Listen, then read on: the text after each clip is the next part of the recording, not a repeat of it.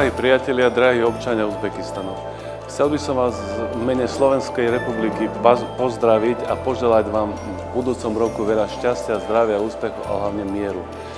V tomto roku 2024 sme mali veľmi úspešné akcie a to bola návšteva podpredsedu vlády Slovenskej republiky s misiou podnikateľov a podpísanie medzivládnej dohody o hospodárskej spolupráci.